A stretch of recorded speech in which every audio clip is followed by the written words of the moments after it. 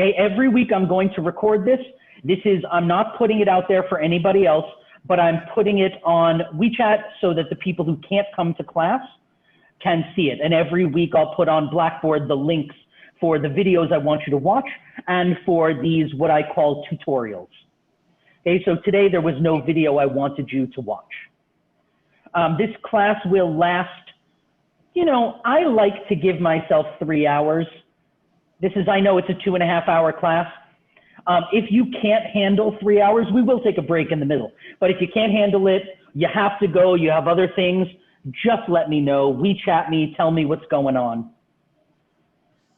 Are there any questions, I should say that actually, before we share? Are there any questions before we start this lesson? Think about if you have any questions. I'm going to get some more coffee.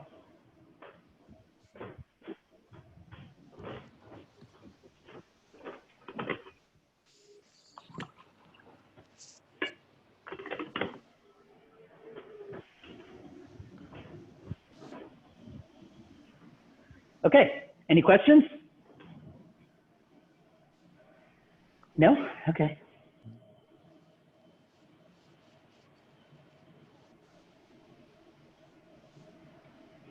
Okay, so welcome to Essentials of Business Law.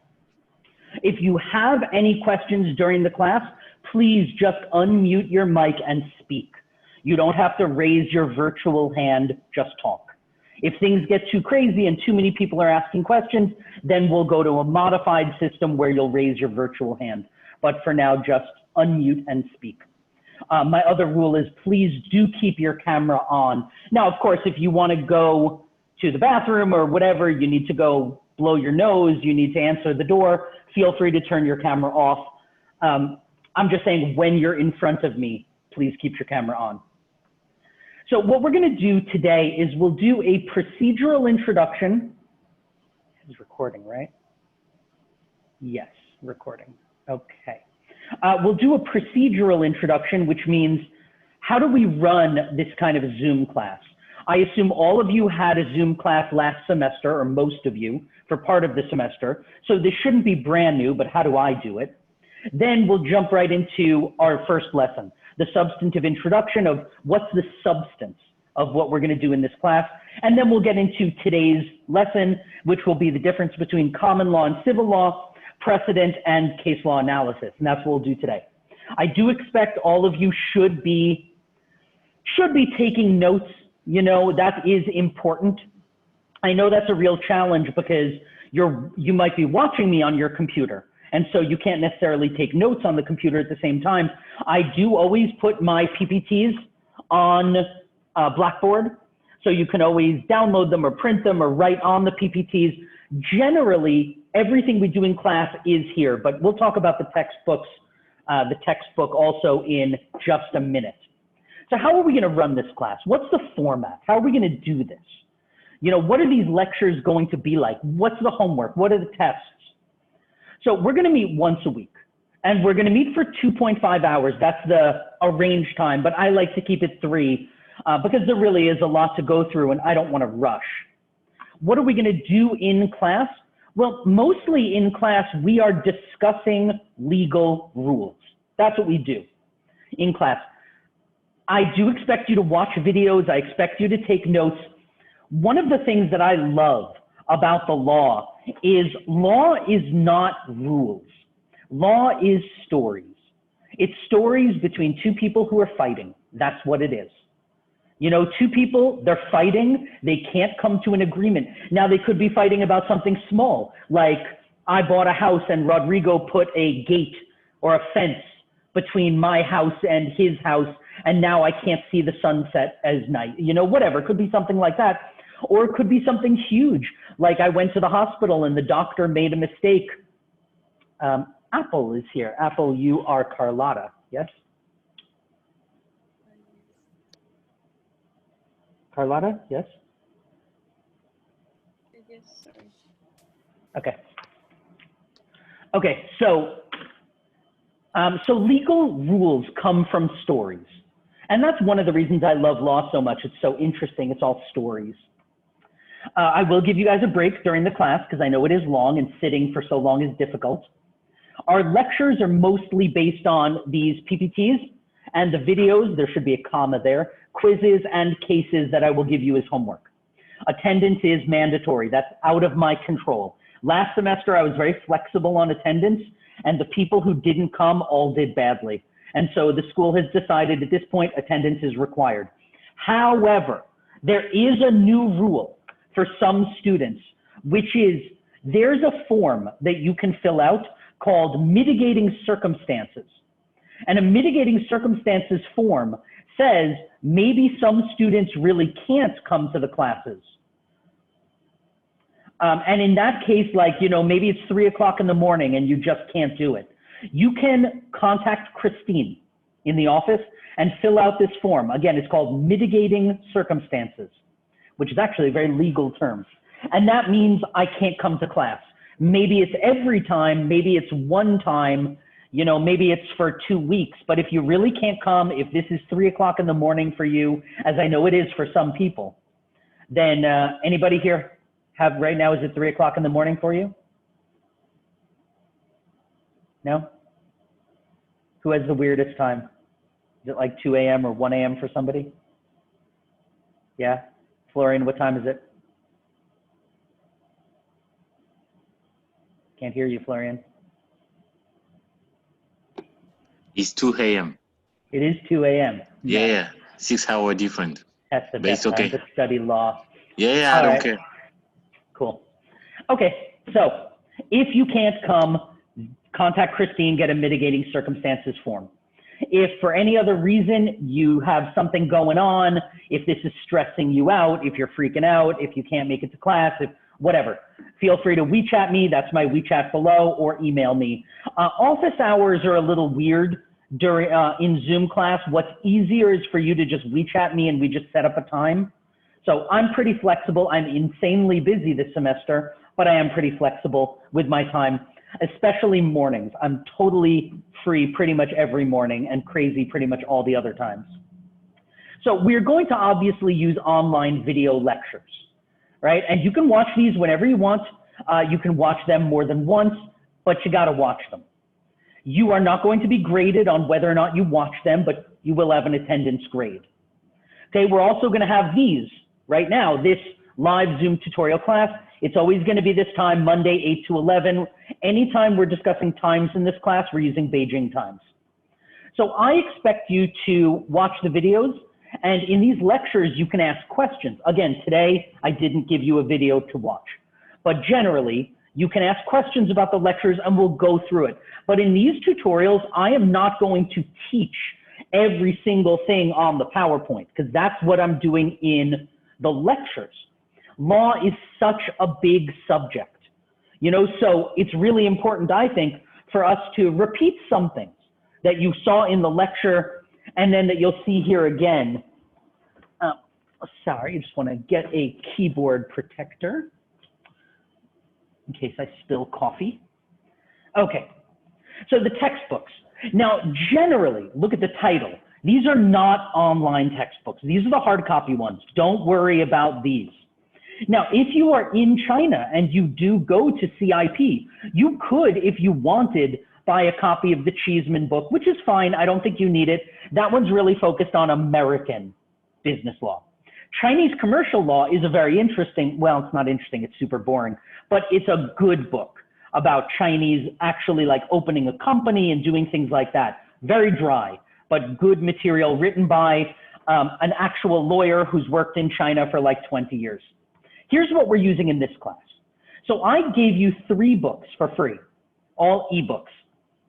Essentials of Business Law, this what I'll call the McIntyre book, is the one we're going to use primarily.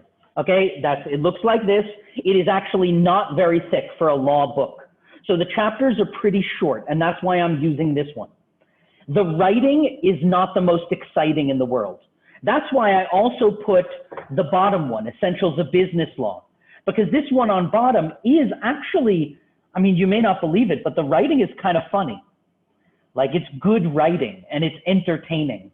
And so I recommend that if you have trouble understanding one of the points that you're reading in the book, that in the McIntyre book, this is what I'll give you for homework.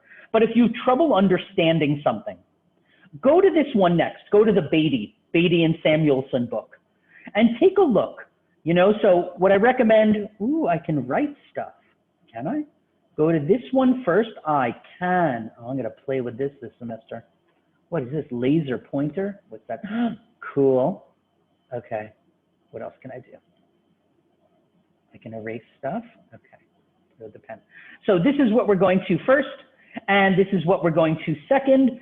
This book I put on here just because I have it, and so I'm giving it to you. It's like 1,000 pages long, but it's got amazing cases. The benefit of this book is I'm going to give you an essay for your midterm, and the essay is no piece of cake. You know, we're going to go through it week by week. It is something you just can't do in a week or two. It takes a lot of work. But when you're done, you're going to have a really nice essay that you finished in university. And so there's a lot of things in that essay that need court cases. And this book, Business Law, the Clarkson-Miller book, is a really good place to get those court cases. The essays I give do not require that much research, but they require a lot of thinking and writing. Any questions on the textbooks right now? Nope. Okay. Yeah, I have a question. All of these textbooks are on the Blackboard, right? Yes. Yes, they're all on Blackboard. Oh no, how do I stop making a pen? Okay, here. Next. Okay, so homework. Generally, you'll watch the videos, you'll review your notes, you'll do all that stuff. I'm also giving you, right now, I'm giving you a quiz every week. But because I don't want to kill you guys, here's what we're doing with the quizzes. And if you looked on Blackboard, you saw this. The quiz for this week is due next Wednesday. That means that next Monday, when we have class, one of the things we do in this tutorial is we go over the quiz questions together. So is it really a quiz, or am I just kind of asking you to listen to the class and then on Tuesday just kind of write down those answers? And it's a 10% of your grade, and it's a gift. I'm giving it to you because in the law, there are some things I really need to know if you understand them. There are some big concepts. So I'm also going to, I'll put chapters in the textbook. I recommend study groups. You know, there's a lot to discuss in law. So I do recommend that you guys consider forming study groups if you can. Okay, your grading. So I said 3, it's actually 4 factors. Attendance and participation is 10%. That's a lot. You know, it's a lot of the grade for just showing up and answering my questions. The quizzes is 10%. And I said, that's kind of a gimme, because as long as you come to class or you watch these tutorial videos, you're going to see us talk about the answers to the quiz. That's kind of 20% right there. Okay, so the coursework essay, which we'll do together week by week, that's 30%. And then the final exam, which will be written, and I will give you guys, you know, it's like a 3-hour exam, and it'll be online, so it's open book. You could use your computer if you want, but if you haven't studied, you'll definitely not do well. You know, so that's the grades. Any questions on the grading? No? Okay, cool. Okay, so the quizzes. As I said, the quiz is every week. It's not cumulative, which means it's only going to cover 1 week at a time. And there's no point in asking you anything that requires memorization, so we're always going to be analyzing. Part of the point of this class is we look at so many legal cases, and we'll start this today, because I really need you to be able to analyze law. 30% coursework, I'll give it to you probably next week, and it'll be due in week 6, which means I'm giving you a month. I might change that. I might make it, I give you it in week 3 and it's due in week 7. Whatever it is, I'll try to give you between 4 and 6 weeks to write it. You will need that time, but we will go over it in class. You know, we're going to be doing a lot of it in class, talking about it and explaining it and discussing it together. If the paper's late, lose 20% a day. I'm giving you 4 to 6 weeks. You got to get it done. If you're late, that truly shows me that you weren't doing anything. But I'm sure you'll have a lot of questions on it, and you can just email me. You can WeChat me. We can have meetings. I'm happy to look at a couple paragraphs you've written and fix them. So there'll be lots of time to get that done together. The final exam, that is cumulative. That'll be everything in the semester. It will be open book, but in order to pass, or to do well, I should say, your notes are gonna have to be pretty organized. Okay, there is a lot of information. Websites, notifications, we're gonna use Blackboard. That's where I'll put everything. And we'll use WeChat in case I wanna tell you guys something or we wanna have a short discussion. We'll use Zoom like we are now for our tutorials. I'll always put the links on Blackboard, and then when you wanna watch the video, it'll be on YouTube. If anybody can't access YouTube because you're in China and you don't have a VPN, let me know and I will use WeTransfer to send you these large files. But it doesn't make sense to send it to everybody since it's easy to watch on YouTube. If you want me to send it to you separately or something, please WeChat me. We'll deal with that on a case-by-case basis. Rules. Obviously, you don't need, the classroom materials, but in general, you're gonna have to take notes. Your cell phones, don't play with your cell phones. Don't be late. It's a real challenge if you're late in a Zoom class. And I know there's a whole bunch of people who aren't here today. I don't know if they're gonna ask that if they didn't see the email. I assume all of you guys saw the Blackboard email. If you didn't, then please WeChat me if you didn't get the Blackboard email. If you're not on our WeChat group, please get on the WeChat group. I put the QR code in the email or ask somebody here to add you. And leave if you need to. If you need to go to the bathroom, if you're having a bad day and you need to go punch something, feel free. Turn your camera off, go take a break, come back when you're ready, right? I'm not gonna be like, where are you? Where are you? It's fine. The online course rules. Anything else? No, there's nothing else, except I keep the chat function open, I think. It's not open right now, but I keep the chat function open. Just be civil, just be civil. In law, we sometimes have to talk about some challenging things. Okay, we need to talk about birth and death. We need to talk about pregnancy. We need to talk about discrimination. We need to talk about some hard topics.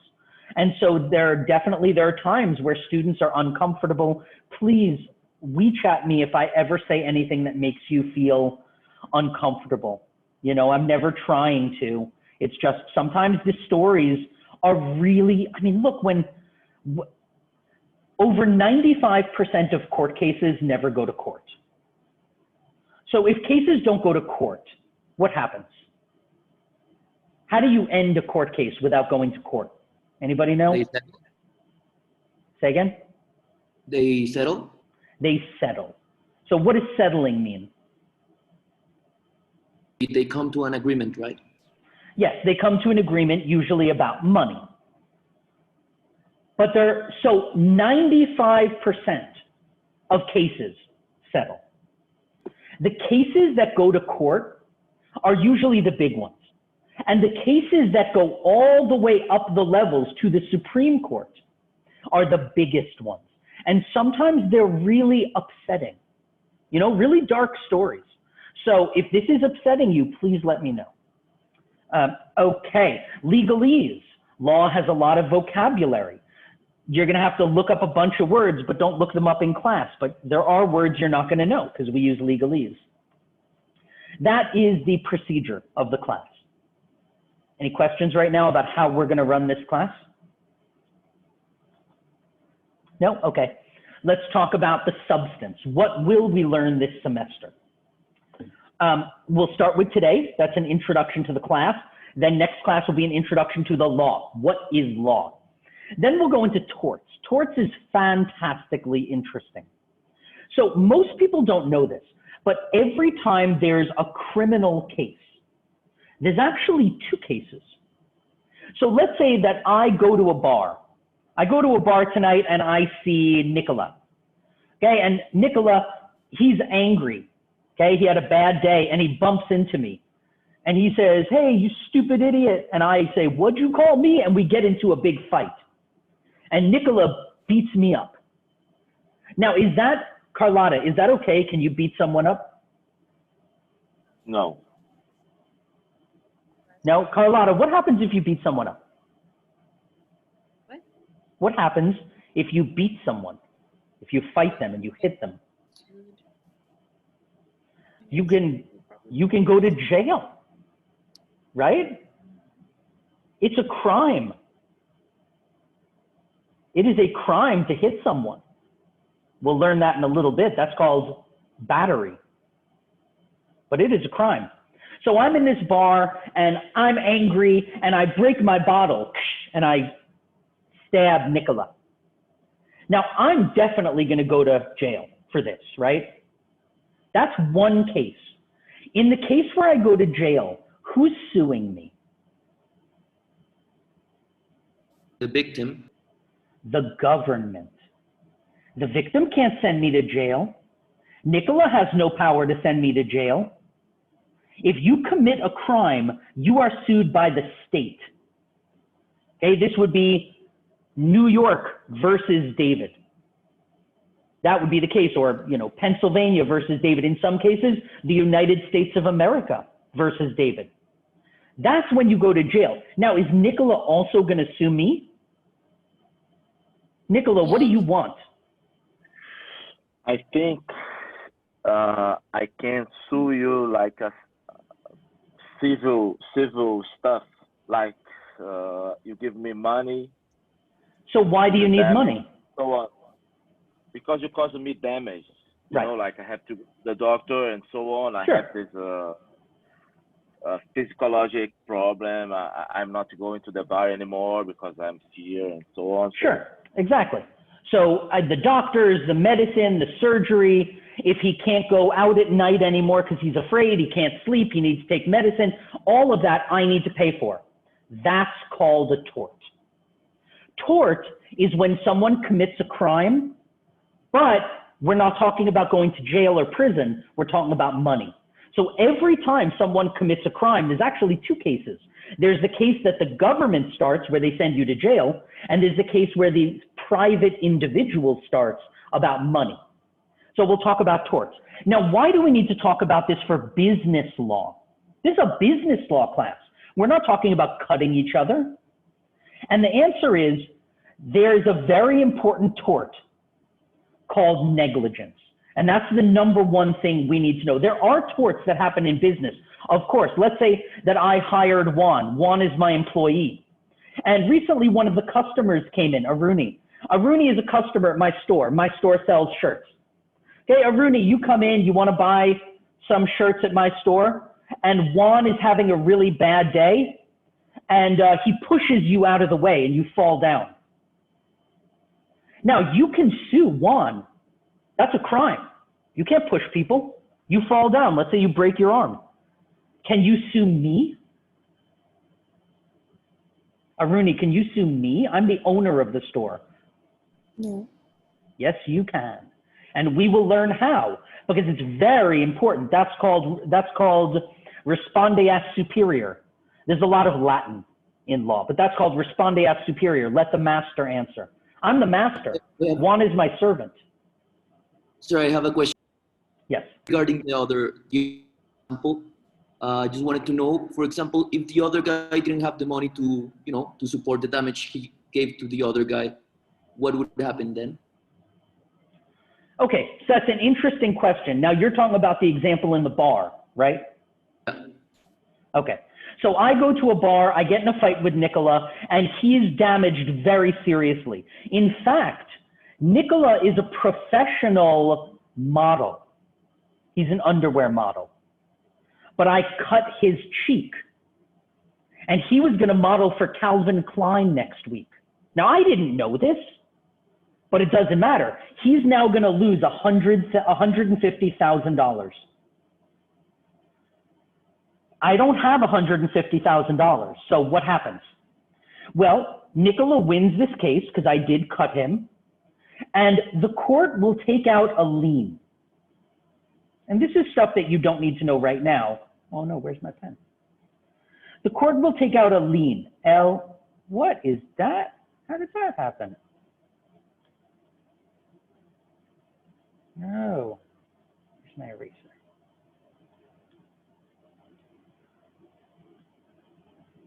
L-I-E-N, a lien. A lien means that if I earn money in the future, automatically some of my salary will be taken away from me before I even get it, and it will go right into Nicola's bank account. If I try to buy a car, if I try to buy a house, if I try to get a loan, anything I do that is public, money will be taken out and will be given directly to him for the rest of my life until it's paid. Okay. If I own things, the police can actually come to my house, put me in jail, and auction. If I own a car, but I say, I'm not selling my car, the police can come and arrest me, put me in handcuffs, put me in jail, and sell my car at an auction. They could sell my house, they could sell my clothes, they could sell my watch. They can sell anything except my basic necessities. If I have a farm or a business, let's say I have no money, but I run a business. The police can come in, arrest me. The court can hire someone to run my business for me, make a profit, and give the money to Nicola. Court has a lot of power. Okay. What were we talking about? Oh, we're talking about torts. So tort is interesting. It's like a criminal case, except it's just about money. We need to know that because negligence is when someone is careless. And in business, people are careless all the time. Agency. Agency is when you sue a third person. So we always have agents, right? You guys have a real estate agent, helped you get an apartment. Maybe you have a travel agent, helped you get an airplane ticket. You know, what if your travel agent made a mistake? You got to be able to sue your agent. And in business, especially in China, you know, if you're living in your Canada, France, Rwanda, Brazil, you know, Portugal, Ecuador, wherever you're living, and you want to do business in China, well, you're probably going to get a Chinese agent who helps you build a company, make a company, or an agent who helps you get customers, an agent who helps you with import, export. You're going to have an agent. You need to know how agency works. What are the legal rules? Or if you are from, let's say you're from, you know, Bolivia, and you live in China, and you're introducing a company from China and a company from your home country, and you're going to be the consultant who stands in the middle, you're the agent. How do you make sure you get paid? Okay, then we'll get into contracts, which is a huge, huge subject in this class. Really almost the centerpiece of this class is how do you write a good contract? You know, so many people think they know and they're wrong, and this can cost you so much money not understanding. Does a contract have to be written? Does it have to be stamped? Does it have to be signed? What has to be in it? Because you make a mistake and then you don't have a contract. What's evidence for a contract? Is your WeChat evidence? Can you record somebody's voice? Can you record a telephone call? How do you know if you have evidence of a contract? Are emails good enough? Then we'll talk about employment law. What happens if you open a business in China and you want to hire people, or your home country, you want to hire workers? How do you deal with that? What are the rules for hiring people and firing people and paying taxes for people? What responsibilities do you have as a boss? And on the other side, if you're getting a job after you graduate, what responsibilities does your boss have to you? What obligations does the boss owe you as an employee? What rights do you have? And what are your responsibilities as an employee? How do you quit? Can your boss make your life miserable? What do you do about that? Then we'll talk about company law. If you want to open a company, what are the rules for doing that? We won't get too deep into that. We won't get into the articles of association and the memorandum of association and directors' rights and annual general meetings and stuff like that. We can get into it if you want, but we won't go so deep. And finally, if we have time, we'll touch on secured transactions and capital maintenance. As you see with the word capital, this is about money. How do you borrow money? How do you lend money for a business? How do you make sure you're going to get paid back? How do you make sure it's secured? If you are an investor and you lend money to someone, how do you make sure that you're going to get paid back? Using the law. So that's what we're going to do this semester. It's a lot of stuff, but it all works together. So one of the interesting things about law is old. We're going to look at cases in this class that are from the year 1500 or 1600. Law is really old, and there's records of it.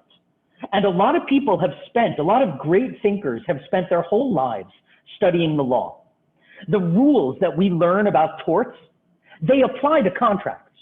The rules that we learn about contracts, they apply to company law.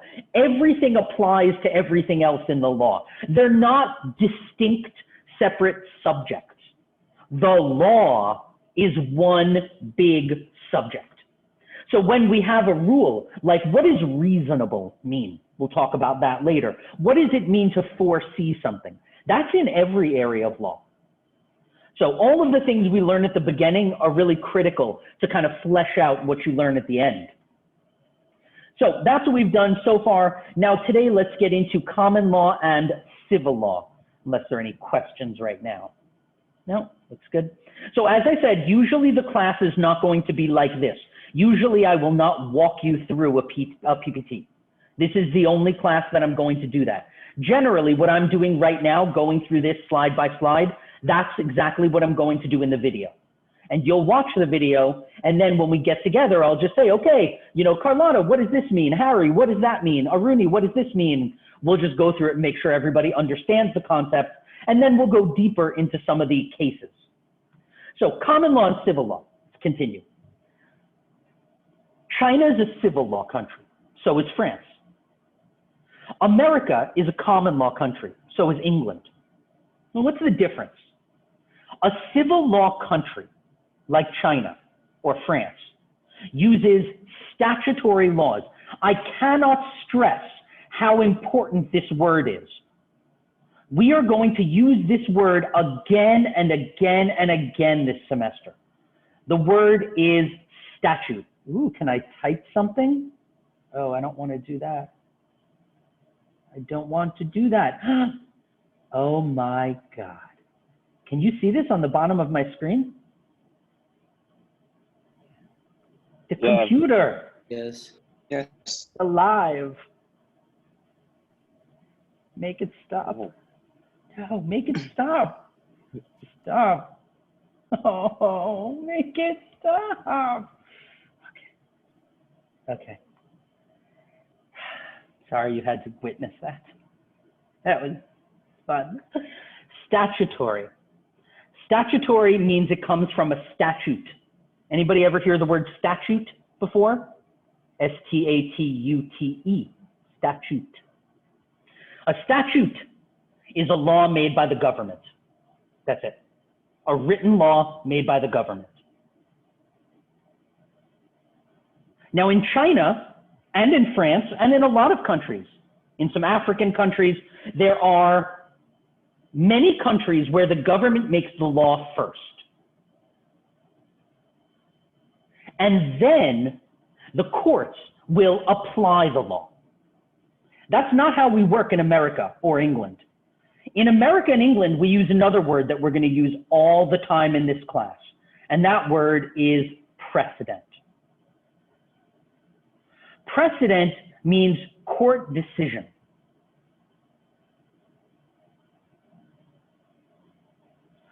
Just anything that the judge decides is a precedent.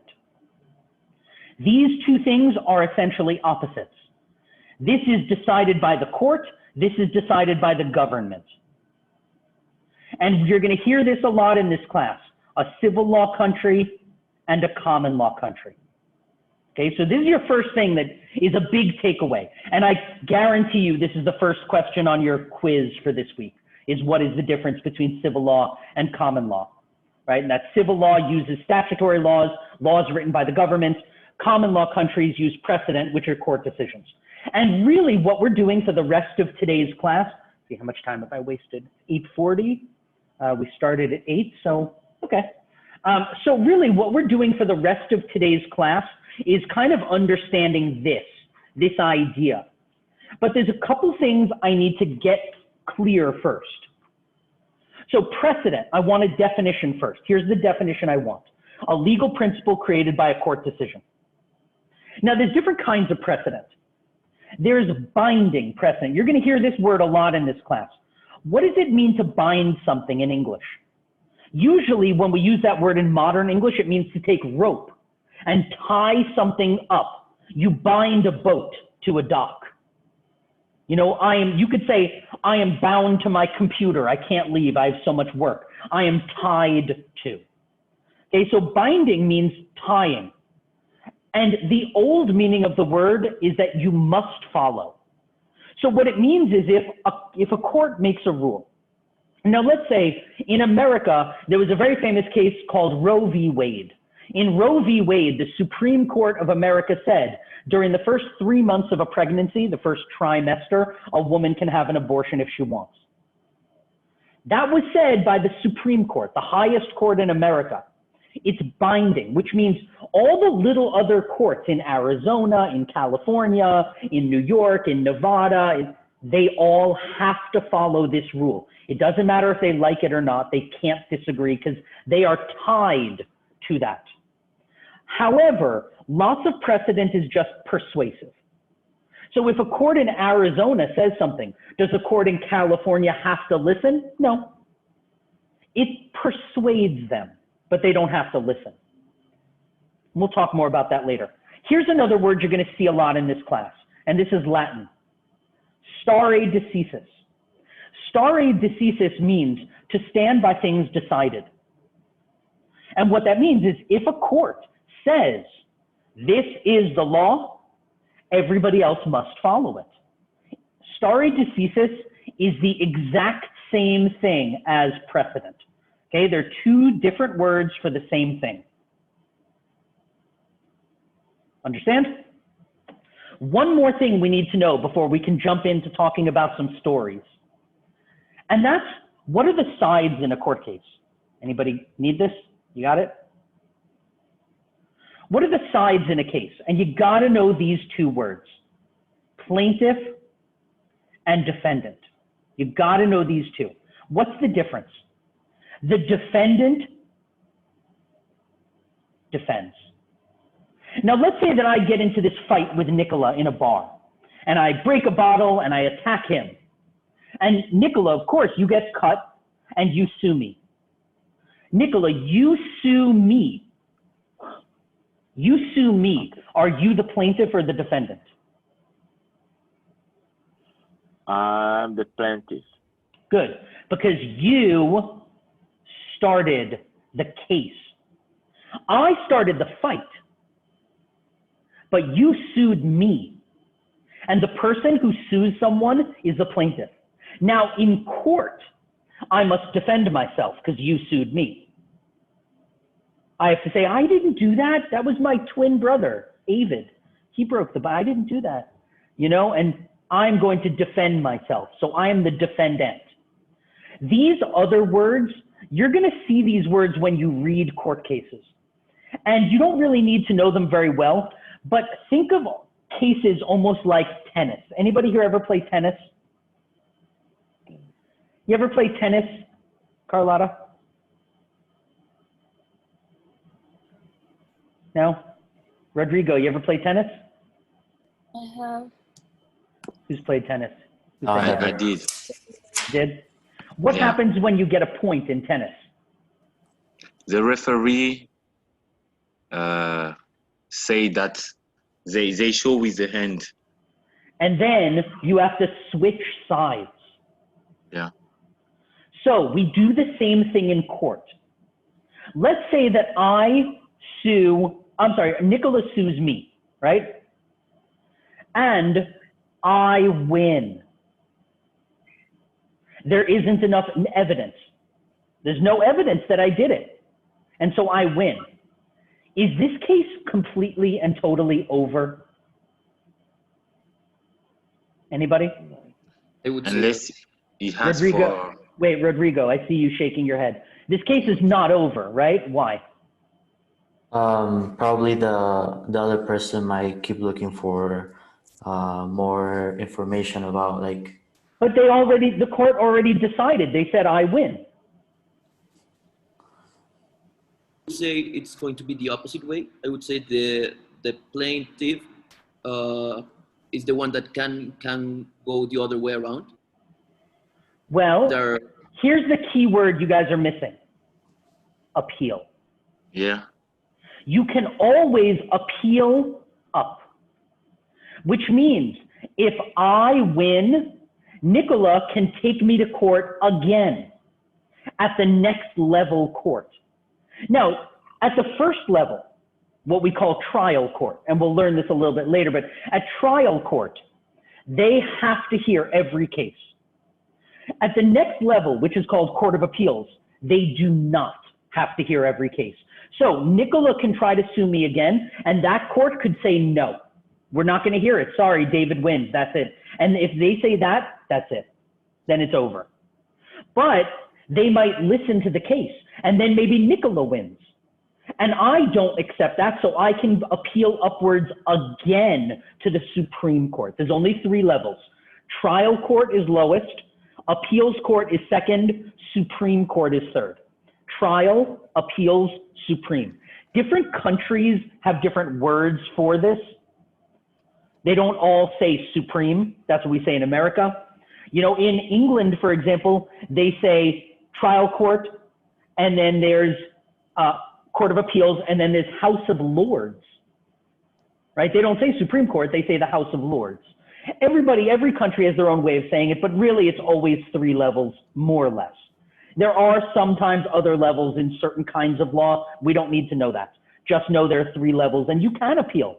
So what happens? Nicola sued me. Nicola is the plaintiff, right? Nicola is the plaintiff, and because he sued me, and David is the defendant. But when we go up, we switch sides. And now I am the appellant and Nicola is the appellee. You do not need to totally get this. Just understand when they use the word appellant and appellee, all they mean is plaintiff and defendant, but at the Court of Appeals. They just are using a different word, but they mean plaintiff and defendant. They just mean at the Court of Appeals level. Now, we're ready to start talking about stories. Now, why are we telling these stories? The reason is every single one has a logical analysis that we need to understand to figure out how the court or the judge made the decision they made. This is the way I'm going to present cases to you. I'm going to start with a background. Then I'm going to give you some information maybe about that time, what was happening in America or in whatever country then.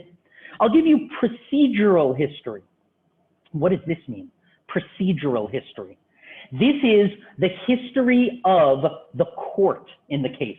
Most of the cases that we are going to talk about in this class are very, very famous. Almost, I will say 95% of the cases we talk about, you can YouTube them and there are videos on them. These are really famous cases, and there are so many thousands of people who go to law school every year that these are the cases that shape law. There are YouTube videos on every single one of them. There are Wikipedia pages. There's Yahoo pages. This is not a hard research class. It is so easy to find research on these cases. But if we talk about a case that at the Supreme Court, I might explain to you what happened at the trial court. Then what happened at the Court of Appeals, who won, who lost, why. So that's the procedural history. Then I'll talk about the facts of the story. Then I'll talk about here's an important point, the issue and the holding. The issue means the question. In all cases, there is a question. For example, did David hurt Nicola? It's always a yes or no question. All law cases come down to this yes or no question.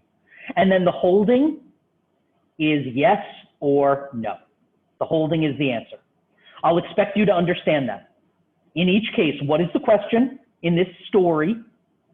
And it always comes down to a yes or no. Did this person do this thing?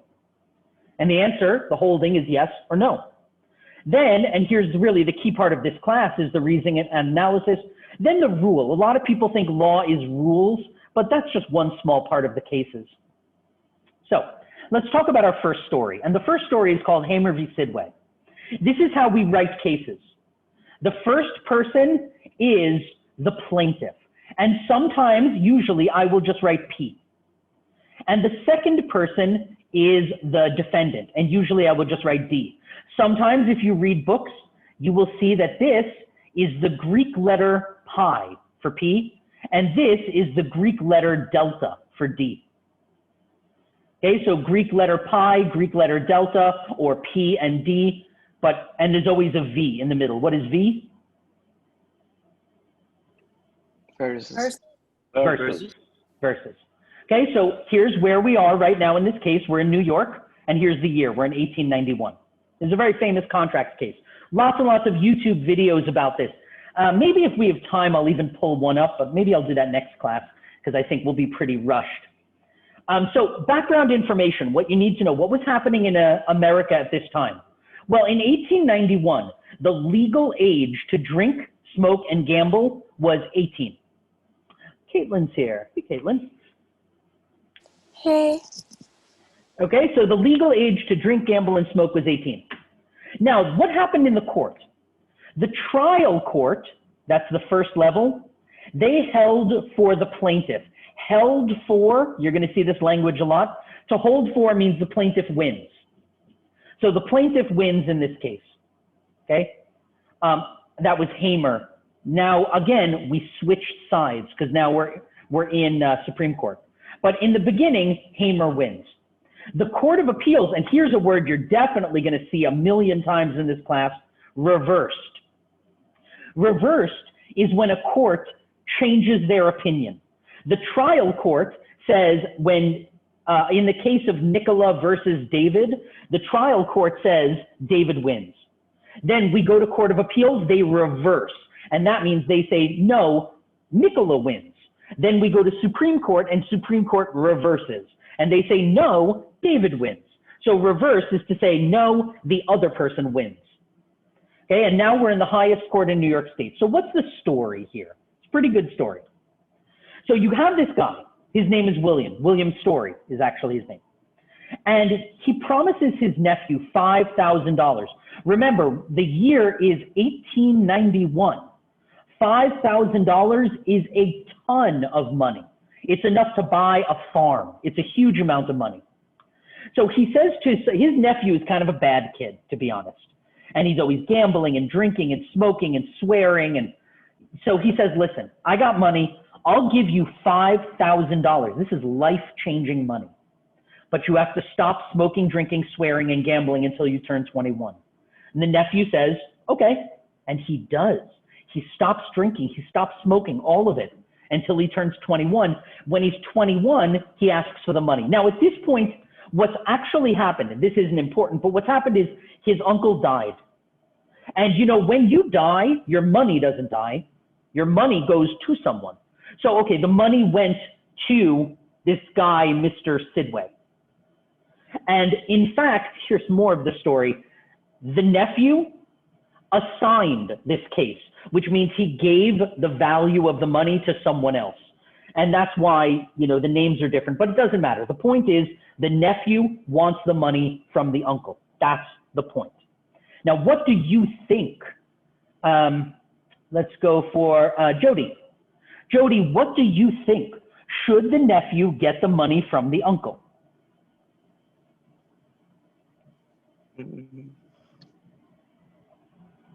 No. Why not? Didn't he do what the uncle said? The uncle said, stop smoking, drinking, swearing, gambling, and then the nephew did that.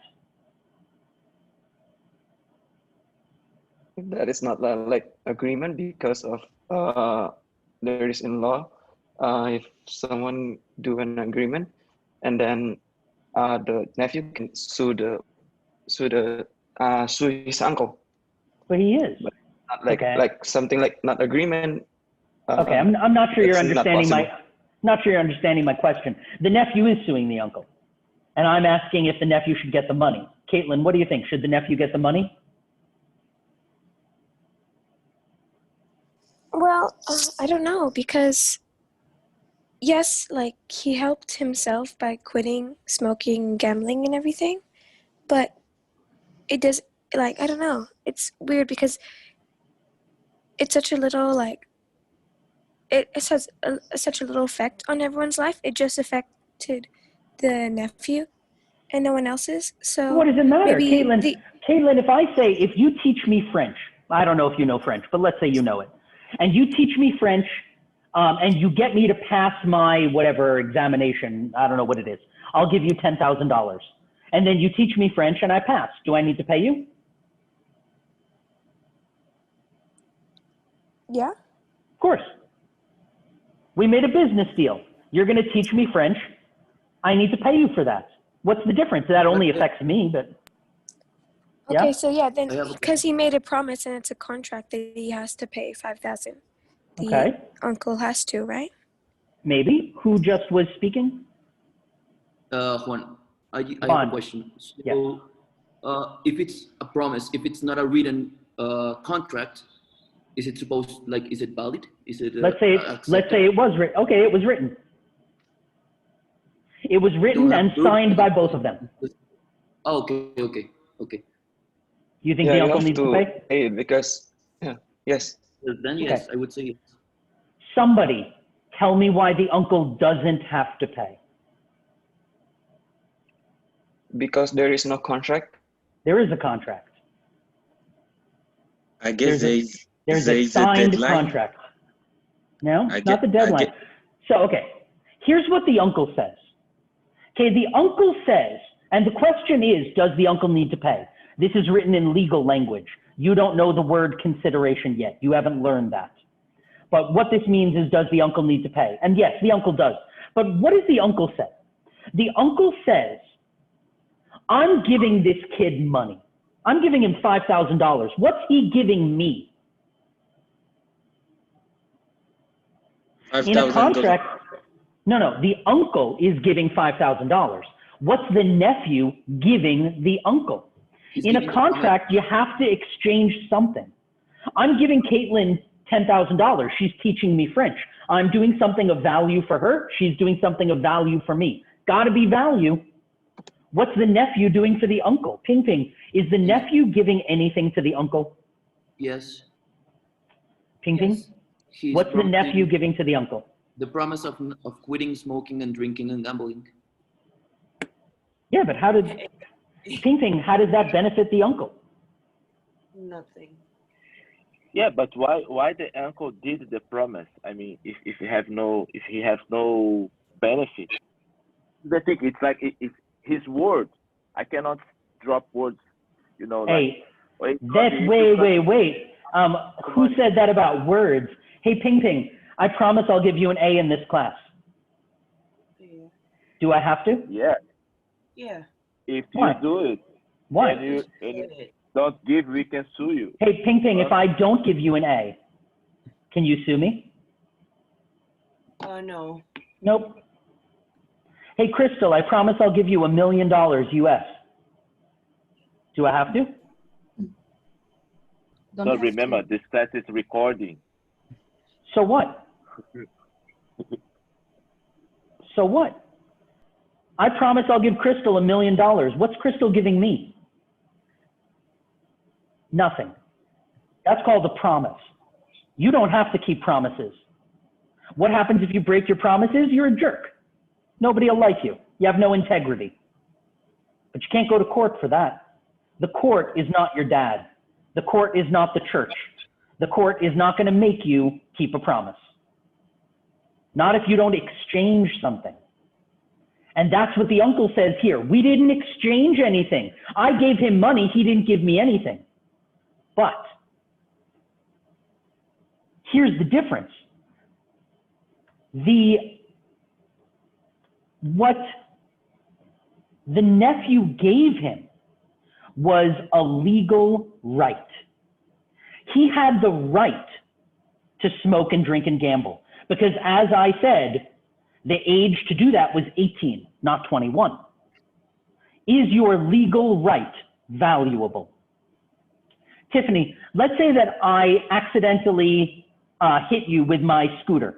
Okay, you're walking along the sidewalk in Shanghai, and I'm driving my scooter on the street, and I accidentally hit you. And I say, oh my God, Tiffany, I'm so sorry I hit you. Tiffany, you can hear me, right? Am I on the sidewalk or am I on the street? Okay, I don't want to make this my fault for driving on the sidewalk, so let's say you're in the street. Am I illegally not abiding by traffic law Nope, nope, neither of us are breaking the law. You're walking, you're just standing there and I accidentally hit you, okay? You didn't break the law, I hit you, that's against the law. But so I say, Tiffany, I am so sorry. Here, I'm gonna give you 5,000 RMB right now if you agree not to sue me and you sign. I say, Tiffany promises not to sue me for 5,000 RMB and you sign your name. Now, can you sue me? No, because this is like Milton Friedman, he's not Milton Friedman. Was it that guy who made like a design, gave it to someone on a napkin? I can't sue the person for like copyright laws either. Well, we're not talking about copyright. Intellectual property is very different. I'm just saying, if I gave you money and you agreed that you wouldn't sue me, can you sue me? Probably not. Right. Right? Because your legal rights have value. You have the right to sue me, and you can sell me that right. Every legal right that you have has value. Harry, do you have the right to get married? Yeah, I guess so. I'll pay you $50,000 US if you promise to only marry a Chinese woman. Now, if you sign your name, is that a contract? I guess so, yeah. Sure. You have the right to get married to anybody you want. We're private people. This isn't the government. I don't have to follow, and this isn't racism. What if I'm, how about this? Harry, I'm your grandfather and I'm super rich. And I'll tell you, I will give you my entire fortune when I die, if and only if you become a priest. Can I do that? Yeah. Sure. Why not? It's my money. Now, what if I said, Harry, I'm your grandfather, I'm very rich, I'll give you all my money when I die if, and only if, you kill my enemy. Can I do that? I mean, you can, but no, I can't. It's not right. It's not just not right. You can't make a contract to kill someone. That's not a contract. No, that's not a good contract. That's no different than me saying, Ping Ping, I'll give you $1 million to kill someone. That's not a good contract. You can't make a contract to kill someone. But because you don't have the legal right. Ping Ping doesn't have the right to kill someone, so I can't make a contract for it. Anything you have the right to do, you can sell. What's the most common right that people sell? There are two rights that people usually sell. One, the example with Tiffany that I just gave, the right to sue someone. People sell that all the time. Number two, confidentiality, the right to keep a secret. So if I know some secret about Rodrigo and he doesn't want me to tell anybody, he wants to become a politician, and I know some dirty secret about him and he pays me, well, we have a contract now. You see this all the time with President Trump. This is the non-disclosure agreement they're talking about, the NDA. Confidentiality, you can absolutely pay people and they give away their right to tell someone what happened. Sure. So that's what the nephew says. I had the right to drink and smoke and gamble. I sold my right for $5,000. And that's what consideration is. You do not have to know this today. You will know this much later, weeks later in this class. But what consideration means, just so you know, it means you don't have a contract unless you exchange something, what we call a bargain. Okay, you have to bargain for a promise. Promises cost money. Now, it could be the promise to do something, like a promise to pay $5,000. It could be the promise not to do something, like a promise not to smoke. They're both valuable, but it has to be something valuable to the people who are making the contract. Obviously, the promise to not smoke isn't valuable to me, but it was valuable to his uncle. So, based on that case, we have a rule, okay? And the rule is you must have consideration in a contract. You must exchange something valuable. And we'll learn this sentence later, but that's what this means. Consideration must be sufficient, but need not be adequate. Now, based on that story we just told, we're gonna do precedent. Okay, we're gonna do some case law analysis together. What time is it? 9 o'clock? Yeah, I'd like to keep going. You guys need a break, or are you cool to keep going? Give me a thumbs up. Oh, that sounded like a break. Okay, then we'll take a, fine, we'll take a 10-minute break right now. Okay, we're coming back at 9:15. 9-minute break.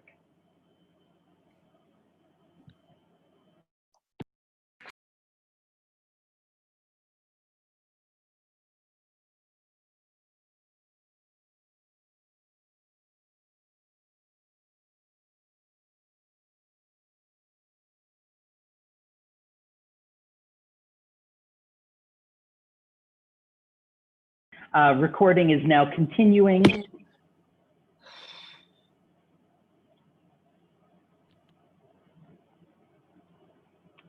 And here's where we were.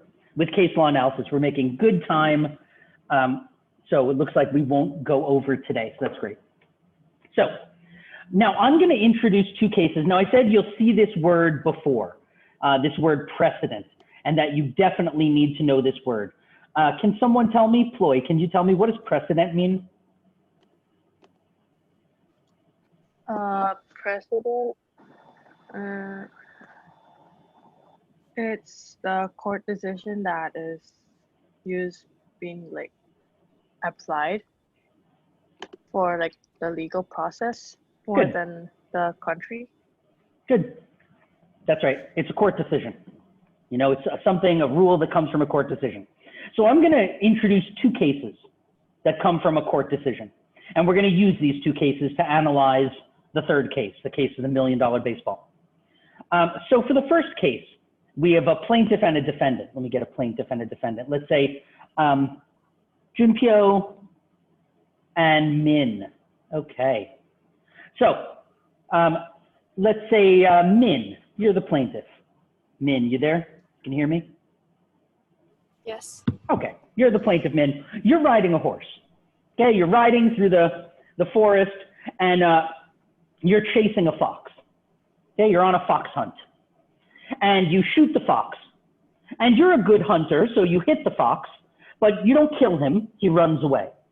So you get off your horse, you tie up your horse, and you take your gun and you start walking after the fox. You're following it to kill the fox, okay? Understand? Yes, Junpyo. Junpyo, you are the defendant. Where are you, Junpyo? You are the I see, you are the defendant, okay? And you are walking through the forest. You're just having a nice walk, it's a nice day.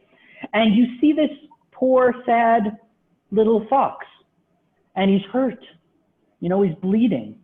And so you walk over to the fox and you take out your gun and you shoot him in the head. And because this is a valuable fox, Junpyo, you take the fox home. Okay, you're gonna skin him and sell his skin. And the question is, who does the fox belong to? Junpyo, can you explain to me, why does the fox belong to you? The fox belongs to me because the fox wasn't dead before Min had shoot the fox. Okay, it wasn't dead, you killed it. I'm the one who killed it. Okay. And before she got to the fox, I owned the fox, maybe. Okay, well, you killed it, it's yours. Min, can you explain to me why this fox belongs to you? Because I'm the one who shoot it first. So what? It ran away.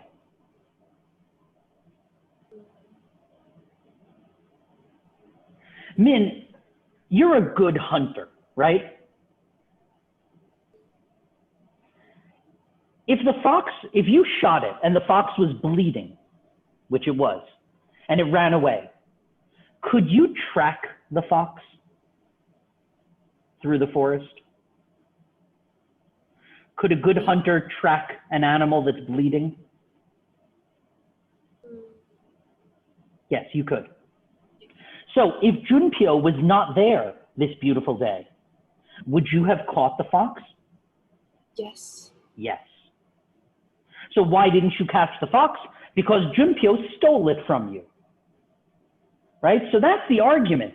This is a very, very famous court case called Pearson v. Post. And here is a painting of this case. So in Pearson v. Post, you have these two people. Mr. Post, who in our case was Min, who's chasing the fox, and Mr. Pearson, who in our case was Junpyo. Mr. Post says, or Min says, based on my pursuit, I was going to get the fox anyway. And the court said no. The court said the fox belongs to Junpyo because he's the person who actually killed the fox. That was what the trial court said. But then the case went up to the appellate court, they agreed. Then it went up to the Supreme Court, and the Supreme Court said, no, the fox belongs to Min. And their logic was, if Junpyo was not there that day, Min would have taken home the fox. And they made a rule. And the rule is the wounding of an animal by one not abandoning his pursuit. So Min did not abandon her pursuit. If Min shot the fox and then went home to have lunch, well, okay, the fox does not belong to her because she didn't even try to get it. But she did not abandon her pursuit. She tried to get the fox. So the fox belongs to her if, three things. Number one, she intends to get the fox. Did she intend to? Yes, she followed it into the forest. Number two, she deprived of it of natural liberty. Did she deprive the fox of natural liberty? Yes, because now it was bleeding. And number three, she brought it within her control because now she could have gotten the fox. That's what they said in this case. All you need to know really is in this case, in 1805, they said the person who tries to get something and who should be able to get it if nobody else is involved, they own it. Let's try another case. That's the first one. Let's try another case. Let's go with Crystal and Tiffany. Okay, so Crystal, Tiffany owes you money, okay? Tiffany owes you money, Crystal, but Tiffany doesn't have the money. So she gives you a television, an old television. And it's sitting in your house, Crystal. You don't really use it. You don't need a new television. One day you're bored and you plug it in and it doesn't work. So you bring it to Caitlin's repair shop. Caitlin opens up, Crystal, you leave. Caitlin says, come back tomorrow. So Caitlin, you open up the television to fix it, and inside the television is $5,000 in cash. Somebody must have secretly put it in there and forgot about it. Now Caitlin says, well, this is my money, I found it. And Crystal says, no, this is my money, it was my TV. And Tiffany says, no, that's my money. I gave you a TV, I didn't give you $5,000. I didn't know that money was there, but it should belong to me, it was my TV. Tiffany, can you explain to me why that money should be yours? Me? Oh, I guess it's because I owned it first. Okay. And I Crystal? explicitly Sure, Crystal, can you explain why the money should be yours? Because I own the television now, and But that's the $5,000. That's in the same logic that Tiffany used. If you say it's yours because you own it, then isn't it hers? But she already gave it to me. Oh, she gave it to you. Okay. Yeah, it's the agreement, right? And the So it was $5,000 like in a the secret gift. Okay. Yeah. Okay, Caitlin, can you tell me why the money should be yours? Well, because I was given the TV to look at it and repair it. Yeah, but it's not your TV. Nobody gave the TV to you. Well, they gave it to me to fix it. So technically, since they gave it to me to fix it and I found it, they didn't know. So because I found it first, it's mine. But it's not even your TV. It's Crystal's TV. I don't know. That's some pretty shady logic. Who does this money belong to, Harry? Harry, who does this money belong to? Is it in the same case as the first one about the fox? Like, the repairman was the first person to find it. Like, it's not like, I can't remember whose TV it first was. It's not like they forgot about the money, didn't they? They didn't know it was originally there. So is it not the repairman's money because he found it? The other people were not pursuing it. Okay, Carlotta, do you agree with that? No, not really, because the television is still a property, and whose ever property it is, even if you find something in that property, it doesn't belong to you just because you found it. It's still part of That's true too. That's true. Now, let me change the example before I tell you the answer. Let's say I'm a treasure hunter. Okay, me and Ploy, we're both treasure hunters, right, Ploy? And we have a boat, and we go out into the ocean with our team, and we go down to these ancient sunken ships, and we look for gold coins. And Ploy, today we find this big chest of Spanish pieces of 8, right? These beautiful gold coins, they're worth so much money. Do they belong to us, Ploy? If in that case that the government doesn't care about the sunken ship and the gold coins, I think we can have a chance of owning it. But then if someone report the case to the government, because of it's a sunken ship, and then we don't know its history about this ship at all, so maybe sometimes we should return it. Or return it to who? Return it to the government, because it's in international waters. Yeah, but what if those coins if are it's from another international? country? It's in international waters. The water doesn't belong to any country. So in that case, I think we can keep it. Except, you're right, we can keep it. Except there is one person we would have to return it to. Anybody know who do we have to return it to? The landlord. There is no landlord. We're in the middle of the ocean. Police? There's no police in the middle of the ocean. But you said something about the Spanish, I don't know, the treasure from the Spanish the Spanish Guardian kingdom and so on, the history, The law which protects this artifact. Doesn't matter. It's in international waters. But what if Nicola has evidence? He has a letter from his great-great-great-great-grandfather saying, I am sailing on this ship with this many pieces of 8 and this much money in this chest, and he describes it all. Mm-hmm. Now, he's the true owner. Mm. So the money belongs to Ploy and I, unless we can find the true owner. Money always belongs to the true owner. Now, who's the true owner of this $5,000 in our case? Does it have a true owner? Well, I mean, it does belong to somebody. Somebody put it in there. They just forgot about it. So it does belong to the true owner. But just like sunken treasure, the person who found it keeps it. The law is called finders keepers. This is finders keepers law. That's how treasure hunting works. Okay, so in our case, Caitlin was the repair person and she found the treasure. And unless someone is out there who knows the actual serial numbers on the money, who can prove it is their money, it belongs to her. So in this real case, Benjamin v. Lindner Aviation, in 1995, it was a company took ownership of an airplane. So there was a person who owned the plane. He could not make the payments to the bank, so the bank took it, and they brought it for an inspection. And Mr. Benjamin, who was just a repairman, he inspected the plane and he found $18,000 hidden inside the wing. And he said, that's my money. I found it. And of course, the owners of the airplane said, no, that's our money. That's our airplane. That's our money. And then, of course, the man who gave them the plane said, no. I gave you the plane. That should be my money. And the court said, nope. The money belongs to the person who found it. Because this was mislaid property. Somebody put it in a place and then forgot about it.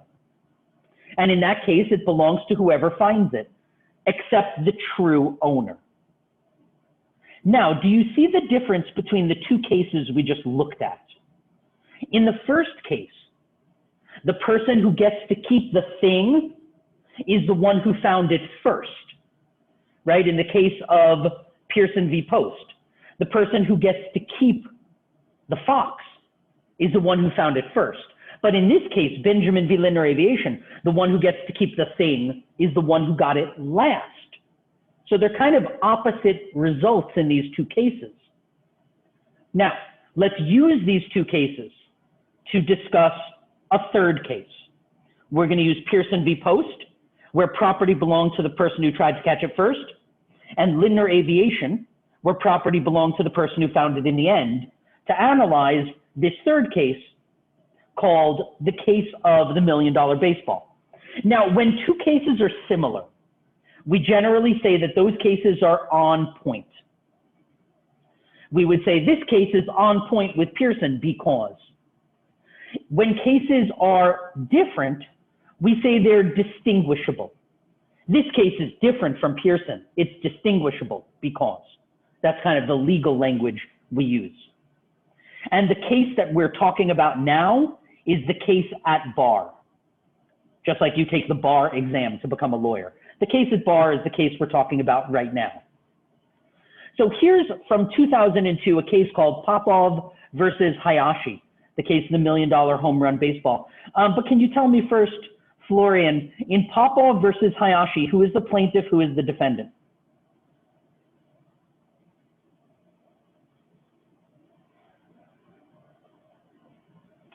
You're muted. Who is the plaintiff? The plaintiff is the one who think he deserves the ball, the one who didn't catch it at the end. That's not what I'm asking. Is it this guy or is it this guy? How do you know? Okay. Popov is Popov is the plaintiff.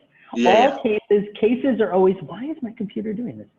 Cases are always plaintiff versus defendant. Yeah. Okay. This person is attacking this person in court. So Popov is the plaintiff. So this is the baseball, the $4 million baseball. Here's the story. So first we need to understand what kind of property are baseballs. Well, let's say you go to see a basketball game and you're watching the basketball game and accidentally Kobe Bryant is playing and he accidentally throws the ball into the crowd and you catch it.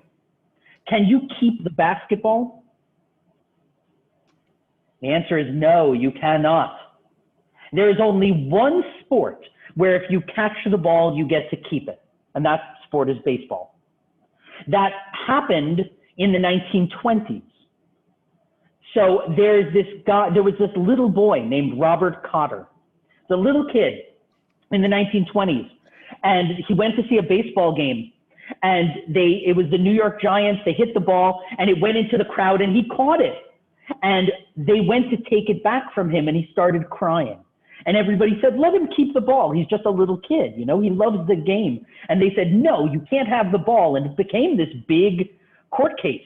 And they actually sued the New York Giants. And then they created this rule just for baseball that says, if you catch the baseball, you can keep it. What that means is, as soon as someone hits a baseball and that baseball is flying through the air, it doesn't belong to anybody. Okay, it's voluntarily abandoned property flying through the air. Now, what's a home run? A home run in baseball, in case you don't play the sport, a home run means that you hit the ball and it goes all the way into the crowd of people. It goes out of the park and into the crowd. That's a home run. Now, in 1927, the world record was 60 home runs. 30 years later, the world record was broken. 30 years later, the world record was broken again. And in 2001, the world record was broken for the third time by this guy named Barry Bonds. He broke the world record for hitting home runs. Now, people were very excited about this next game because they said, if Barry Bonds hits it again and it goes and it's a home run, that's another world record. That's $1 million baseball if you sell it. And remember, as soon as a baseball is flying in the air, it doesn't belong to anybody. What that means is, as soon as he hits the baseball, you have $1 million that doesn't belong to anybody flying through the air. And whoever catches it gets $1 million. So people were very excited about this game. Both the plaintiff, Mr. Popov, and the defendant, Mr. Hayashi, brought baseball gloves. Okay, both of them were hoping they would catch the baseball. They were standing close to each other in the same area, and that's where Barry Bonds usually hit the ball. This is Mr. Popov, and that is Mr. Hayashi. There, Mr. Popov is demonstrating what he tried to do to catch the ball. So Barry Bonds did hit the ball. The ball is now flying through the air, this $1 million that belongs to nobody, flying through the air. And there's a man with a video camera who's watching the whole thing. There are 17 witnesses who watched this. Here's what happens. The ball flies towards Mr. Popov. He puts up his hand, and the ball goes into his glove. But before he can close his hand, everybody around him beats him. They start punching him. They start kicking. This is $1 million. So they start kicking him and punching him and beating him. And he goes on the ground and everybody's just beating on this guy. And the ball rolls away. Mr. Hayashi was not violent. He was standing back and the ball rolled right over to his feet. So he picked it up and put it in his pocket. Now the defendant says that the ball belongs to him. He took it out of his pocket. He said, see, I got it. It's my baseball. And the issue here, issue means question.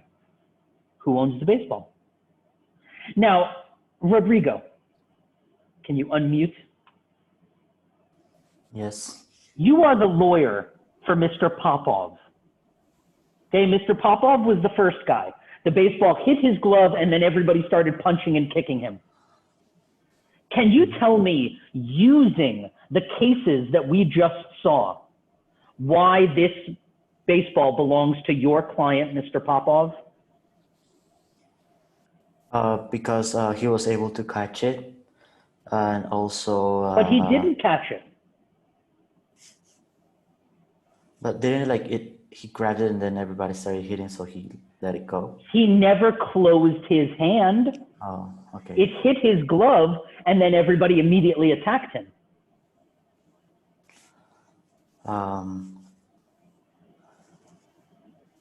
I would say like he was planning on getting the ball. I don't know, like it would depend if he was actually gonna be able to do it, even though he didn't. We don't know that, but we don't know that. Yeah. But okay, Ping. Which court case is this similar to? The story of Mr. Popov.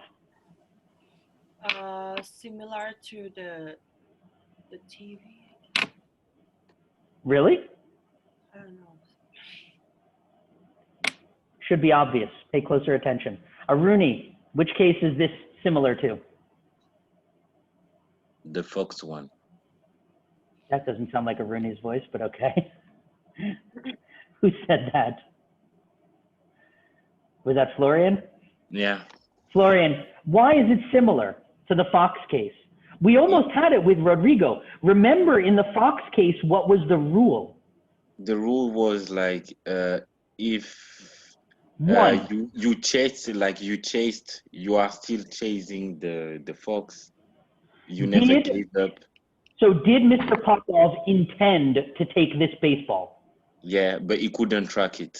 So this Number is two, did he stop the baseball's natural movement? Yes, he did. Yes, he did. The baseball was flying and then it hit his glove. He stopped its movement. And number three, would he have brought it in his control if nobody kicked him and punched him? Yes, I guess so. So what the lawyer for Mr. Popov would say is, I'm going to argue Pearson v. Post. That's how we do law in a common law country like America. We don't just use logic. We say, this case is similar to this other case in the past. Now, in the past, this case was about a fox. Today, this case is about a baseball. But there's no difference, right? When you think about a fox, you know, did he intend to take the thing? Did he stop its natural motion? And did he control it? And my client, Mr. Popov, is the exact same. He intended to take the baseball, he stopped its natural movement, and he would have taken it if it was not for this other guy. So the lawyer would say, Popov is just like Pearson v. Post. Now, Carlotta, can you tell me what would the other lawyer say, Mr. Hayashi? He would say it's not like Pearson v. Post. The guy who ended up getting the baseball because it rolled to him?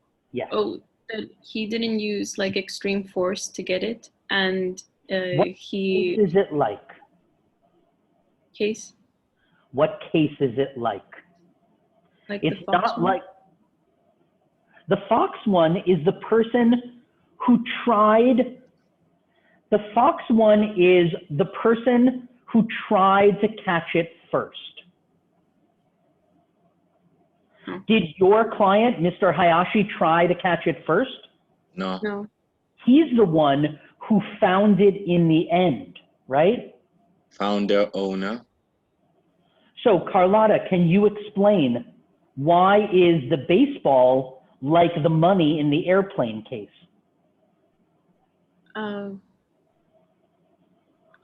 He ended up finding the valuable thing without it being like without it wasn't his intention to find it or anything. Well, Carlotta, in the airplane case, who did that cash belong to? Do we know? No, it's international waters. So. Well, no, that was my example. This was a case of an airplane. It wasn't really international waters. It was an airplane. That was just my example. So in this airplane case, the airplane case, no one intending to find the money, right? Correct. It's different. I'm not sure who's speaking. Is that Jody? Jody. Yeah. Yeah, right. The money didn't belong to anybody. They don't know who it belongs to.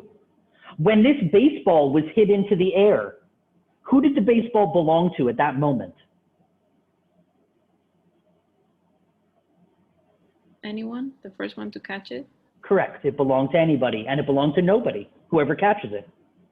So what the lawyer for Mr. Hayashi would say is, my case is like Benjamin v. Lindner Aviation. Because in this case, there was money that didn't really belong to anybody, and whoever found it in the end got it.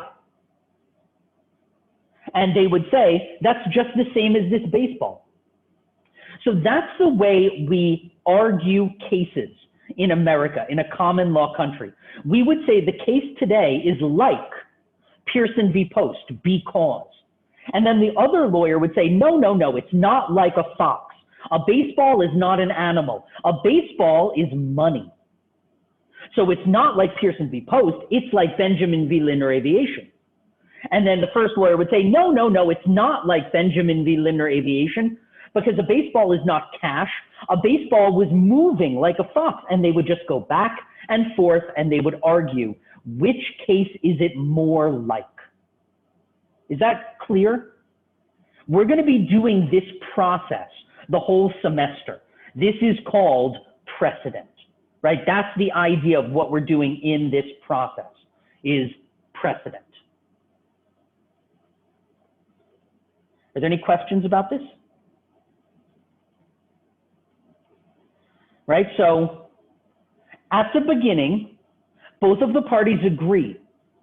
Before the ball was hit, it belonged to MLB, Major League Baseball, the company that runs the game. And then when the baseball was hit, it became voluntarily abandoned property. Can you explain those words to me, Harry? What does that mean, voluntarily abandoned? It means that anyone can claim it. Sure. Anyone can claim it. And the group that owns the baseball is willing to give up the right to it. They voluntarily abandon it. So whoever claims it is the owner. Now, Mr. Popov argues Pearson v. Post, right? He says a baseball is like an animal, okay? He says it's like an animal, and a person intends to get possession and gets some possession, then it should be theirs. He said he stopped the ball's natural liberty. However, Mr. Hayashi says no. He argues Benjamin v. Linear Aviation. He says a baseball is like money, and it happens when the person finally gets possession. So who should get the ball, right? Well, if you give it to Mr. Popov, that's not fair, because you don't know he would definitely catch the ball. We don't know. But if you give it to Mr. Hayashi, that's also not fair, because we don't know if Mr. Popov would have dropped the ball. We don't know. So they have an equal right to the ball, and the court said the ball must be sold and the money must be divided among both parties. And they created this rule. You don't need to write this down. This is just a rule for baseball. They said where a person tries to get possession of abandoned personal property, but the effort is interrupted by the unlawful acts of others, then the person has a legal interest. Min, oh, I don't know if Min is here. Tiffany, can you tell me what was the unlawful act that happened? They were beating Popov? Yes. I mean, So, audience? correct. So if they didn't beat him, then we would truly know if he was going to catch the baseball. Because we don't know, maybe the baseball would have hit his glove and fallen. We don't know. But we can never find out because somebody committed these unlawful acts and beat him up. So they said, in the future, when somebody like Popov tries to get the baseball and other people do something unlawful, then the baseball belongs to him. That's the rule they made for this case. And they made a very specific rule. They said, in future cases of baseball, whoever gets it in the end, whoever picks up the ball is the owner. So they made a general rule and a specific rule here. Was this fair? What do you think, Crystal? Was this a fair rule? Yeah, if it's divided between two, yeah, I think it's fair. What did they want? Did they catch the ball because they were hoping to make money? In this Now, case, I think you wouldn't necessarily know this, but they were both baseball fans. Both of them wanted to own the baseball. And so many people said this isn't fair because they weren't investors. They didn't want the money. They wanted the baseball. So the $1 million baseball, anyway, it was sold in 2003. And the final price of the baseball, $450,000. Sounds like a lot of money, right? Right? They each get half. So Junpyo, that's good money, right? Each person gets $225,000. That's good money? Yes. Junpyo, how much do you think a lawyer costs per hour? A good lawyer? Per hour? Yeah. Lawyers, in fact, are so expensive. Like when I was a lawyer, I couldn't charge by the hour. I had to charge by the 10 minutes. We use billable hours. Lawyers are so expensive that they don't have an hour price. They have a 10-minute or 15-minute price because they're so expensive. Any idea? Anybody know? How much is a good lawyer per hour? Any thoughts? Around 500. $500 an hour? Not a good lawyer, but okay. 1,000. I guess 1,000. Oh my God. So for a good lawyer, 500 is a low price. 1,000 is more reasonable for a good lawyer. In Shanghai, a very average basic lawyer will charge you 1,000 RMB per hour, and that's a very basic lawyer. A good lawyer in Shanghai can charge you as much as 10,000 RMB per hour, which is why they bill in 10-minute sections and why it is good that you were taking a law class in university. Just for the same reason you would not want to try to fix a super expensive car, if you did not know anything about cars, you do not want to go to a lawyer and just say, hey, I don't know anything about the law. Here's a case. You want to know something because they're so expensive. So why do I ask you about how much lawyers cost? Well, Mr. Popov's lawyer is now suing Mr. Popov because even though Mr. Popov got half of the money, $225,000, the bill was $473,000 for his lawyer. Lawyers are extremely expensive. Professor, I have a question. Yes. Is it legal for a foreigner to become a lawyer in China? It's an interesting question. So you can be a lawyer in China, but you cannot go to court, is the simple answer. You're not allowed to file a court case. So like if I'm a lawyer in China, technically I'm a legal consultant.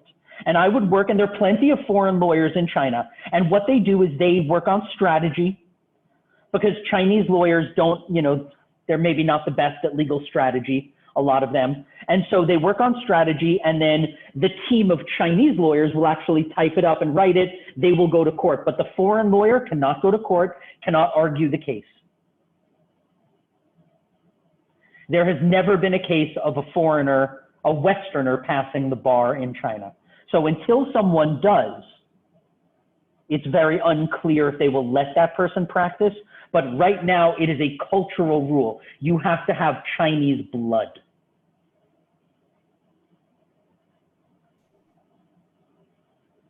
Okay, any other questions? Good. Still on time. You know, this story, Tiffany, you look like you have a question. Nothing. I just wanted to know, because we're taking a class in Chinese university. Oh, well, this class is meant to help you in doing business, to understand law. You, if you need a lawyer to sue someone, you would get a lawyer. Even if I am a lawyer, if I wanted to sue someone, I would get a lawyer. In law, we have a saying, which is the lawyer who represents himself has a fool for a client. And what? The lawyer who represents himself has a fool for a client. You never represent yourself. Why? One of the things they teach us in law school is, to put it in simple terms, emotional distance. Ah, yeah, got it. Let's say that my client is Tiffany, and Tiffany got hit by a car or had something bad happen to her. Now, if Tiffany is my sister and I'm representing her, I want to kill the guy who hurt my sister. I'm not going to let this go. I'll do anything because she's my sister. That is not going to be a good lawyer. I need to represent these people calmly, objectively. Now, what that means is a lot of times people don't like lawyers because it feels like a lawyer's not on your side. And in truth, they're not. They're on the side of the law. They're going to represent you, but they cannot get emotionally involved. That emotional distance is a very important part of being a lawyer. So I'm not teaching you to be a lawyer. I'm teaching you to understand the law. So if someone tries to sue you or you want to sue someone, like I said, 95% or more of court cases never go to court. If you want to sue somebody, let's say, Tiffany, you want to sue Nicola. Okay, you guys have a contract and Nicola broke the contract, so you want to sue him. And you come to my law office. Now, I'll tell you, okay, Tiffany, I think you have a good case. I'd like to take this case. I want a retainer, which means I want some money up front. I want 10 hours up front. I'll charge you $500 an hour. So that's $5,000 up front. Now, what's the first thing I'm going to do? I'm going to write a letter to Nicola. That's the first thing I'm going to do. Dear Nicola, I'm a lawyer representing Tiffany. Here's what happened to her. Here's the law. If we go to court, you're going to lose. And here's why. I think you should just pay her. That's the first thing I'm going to do. I'm not going to sue him. What a waste of time. Maybe we could just get the money from a letter. I'm teaching you guys in this class to write that letter. That's the goal here. You don't have to go to a lawyer. You should never go to a lawyer except if you need advice, and then it should be free, or maybe at most, always ask a lawyer, is there a free consultation? Most good lawyers will give you a free consultation. Why? Because they want to know if it's a good business deal to take your case. You know, like if Tiffany comes to me and says, I had a deal with Nicola, but there's no evidence, and maybe she did, and maybe she's lying, I don't know. I'm not going to take the case. Why should I charge her money to just see if I want to take the case? Good lawyers will always give you a free consultation. Be careful. I have gone with friends in China to lawyers who have listened to my friend and then at the end said, that'll be $200 or that'll be 2,000 RMB. And I said, no. And they said, you have to pay. And I said, listen, I'm a lawyer. If you wanted us to pay, you needed to tell us at the beginning and have us sign that. You chose not to do that. That was your decision. So we don't have to pay you anything because we didn't agree. I mean, that's like me saying, hey, Nicola, you want to ride my bicycle today? And he says, yes, he rides my bicycle, then brings it back. And I say, okay, now give me 10,000 RMB. What? You can't do that. You have to tell people beforehand if you want to make a deal with them.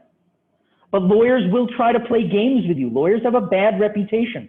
The law is beautiful. Lawyers are not always beautiful, but the law is. So, lawyers are very expensive. Most cases never go to court. The point of what I'm teaching you is real foundation of how you write a letter to someone saying, listen, dear Juan, we had a business deal.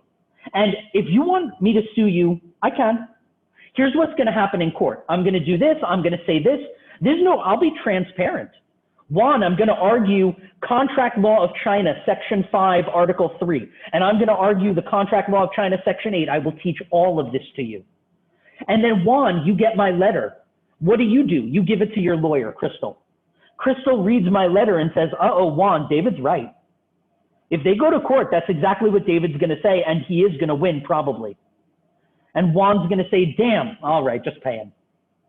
That's the goal of this class, is that at the end, for a whole variety of business-related cases, you really understand how to write this kind of letter. I am not asking you to memorize the law. Why should you? It's on the internet. I'm telling you, I'll teach you how to find it and how to read it. Because right now, if you just Google search Contract Law of China, good luck. It's like 8,000 pages long. It's in this ridiculous legal language. You're never going to know what section you're looking for. And at the end, you'll just be frustrated. Because that's law, you know, it's very hard to understand. But when we go through the cases in this class, you will come to understand this language: plaintiff, defendant, appeals, precedent, stare decisis. All of this stuff will start to become sort of common sense.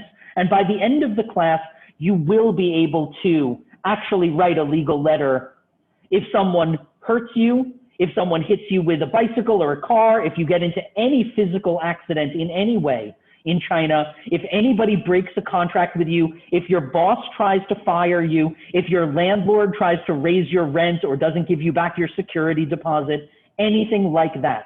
All the basic business type things that are going to happen to you in basic business, you'll know how to look for the law, find it, and write a letter. That's the point of our midterm, is to really teach you how to do that. And then the point of our final exam is to give you like a variety of short cases and then be like, what's the law here? What would you do?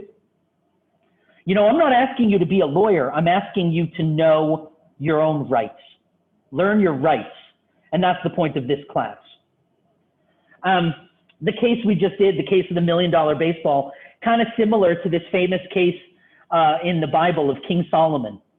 So if you know the Bible, King Solomon was a wise king, and one day 2 women came to him with an argument, and one woman was very angry and she was holding a dead baby, and the other woman was very sad and she was holding a healthy baby. The angry woman said, sir, I live in the same house with this sad woman. Her baby died, and in the middle of the night she came and put the dead baby in my bed and took the healthy baby. And the sad woman said, that's not true. This is my baby. And King Solomon asked for a sword. And he said, this is simple. I'm going to cut the baby in half. You can each have half. And the sad woman jumped forward and said, just give her the baby. Don't kill it. And the angry woman said, your idea is very smart, King Solomon. Cut the baby in half. And King Solomon said, the sad woman is the mother. She'd rather give her baby to someone else than see it die. So in this case, you know, one of the things we need to understand is, as I said, law is old. Law comes from, in a lot of cases, law comes from religion. It comes from the church. And so a lot of the arguments about law are canonical religious arguments about what is right and what is wrong. What is the nature of right and wrong? And there's a lot of philosophy in what we're doing in law class. It's right now it's 10 o'clock. We still have 30 minutes, right? I'm so excited. Yeah? We still have 30 minutes? Yeah? Yeah, we do? Yes. Okay, good. So your homework for this week, by the way, here's your homework. I want you to find these two cases. Google them. Look on YouTube. They're there, they're everywhere. These are super famous cases. And I want you to be able to discuss what happened and why did the court make this decision?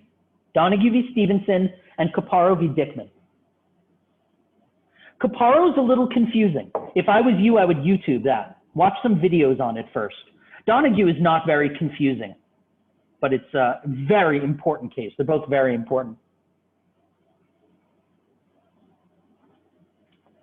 And I already put this PPT on Blackboard. Good? Good, let's keep going.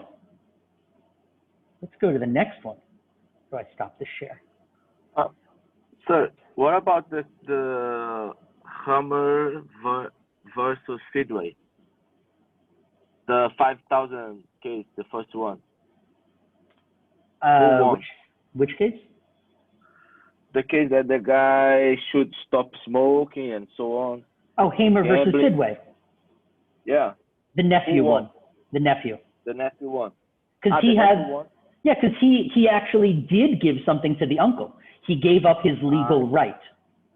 Oh, I see. You know, this is this example of, you know, somebody having the right to sue me and they give it up. Here's another case where that happens a lot. Let's say that I work for CIP and I've developed a special way to teach law. And my students all do amazing and they go on and they win cases and they become lawyers and lots of people want to come to CIP because they want to take my class. Now I decide to quit CIP. I'm going to go work for, you know, I got a really good job, you know, at another university. I'm going to quit CIP. And Ealing comes to me. Ealing says, David, listen, I understand you want to quit CIP, but we do not want you teaching your special teaching system to students at another school. We need some time to find a teacher to replace you. If you promise that you will not teach law for 2 years at any school, we'll give you 10,000 US a month. And I say, okay. Now, if I don't teach law for 2 years, do they have to pay me? Sure. Yes. Anybody know what that is called? It's very common in contracts. If you work at, you'll see it all the time in China. If you work at my kindergarten, after you quit, you can't work at another kindergarten for 2 months, 6 months, 1 year. You'll see that all the time. Anybody know what that's called? Non-compete clause. That's a very standard non-compete. Now, non-compete clauses are okay, but usually you need to pay for them. You know, if I was really offered a contract with CIP that had a non-compete clause, I would say, okay, but if you want me to do that, you have to pay me. I'm not just going to not work somewhere else, but that happens all the time. Okay, let's move on to our next topic since we have good time, so we can, let me, okay, close that. Sir, so, but you have to agree, right? Like, if you're going to do the non-compete clause, both parties have to agree, right? Yes, absolutely. And you agree by signing your name.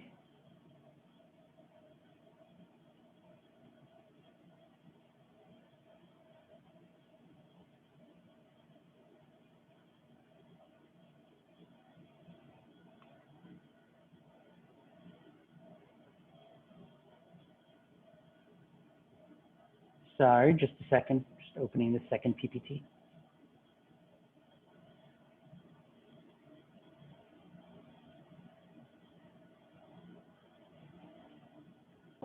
I never started recording again. Oh no, that whole part of whatever we talked about didn't get recorded. What are you gonna do? Okay, everybody, we're gonna stay for an extra hour while we do that part again. That's a joke. Nobody's laughing. Okay. Malum prohibitum is something that's wrong because the government said it's wrong. Ping Ping, is it evil for me to cross the street when the light is red? No. No. Why shouldn't I do that? What, sorry, again, please? Why shouldn't I cross the street when the light is red?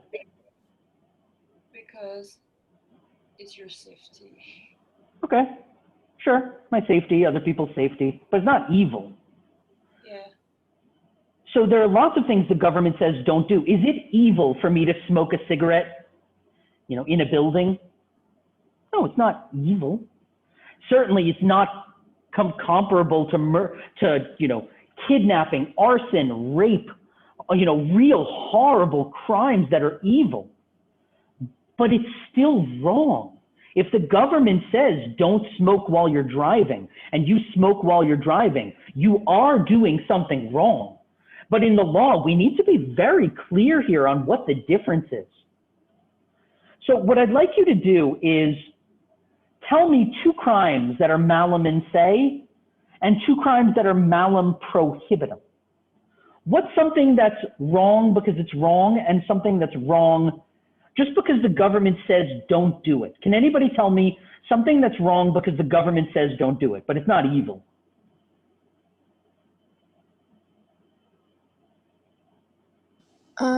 Maybe bringing, I forgot the word, like fake DVDs into the country. Bringing what into the country? Fake DVDs.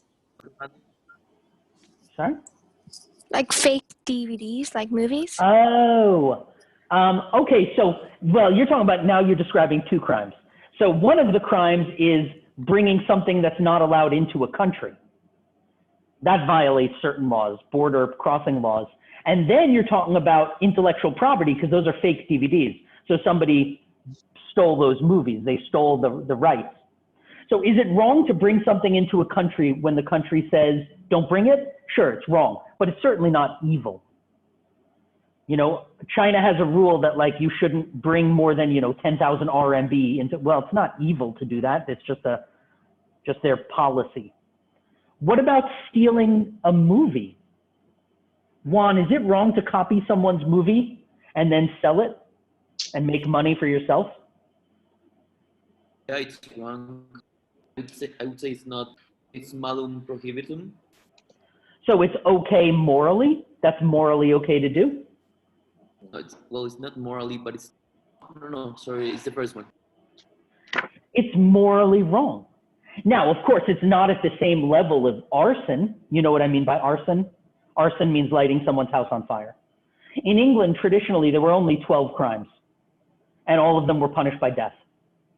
Arson, murder, rape, armed robbery, burglary, kidnapping.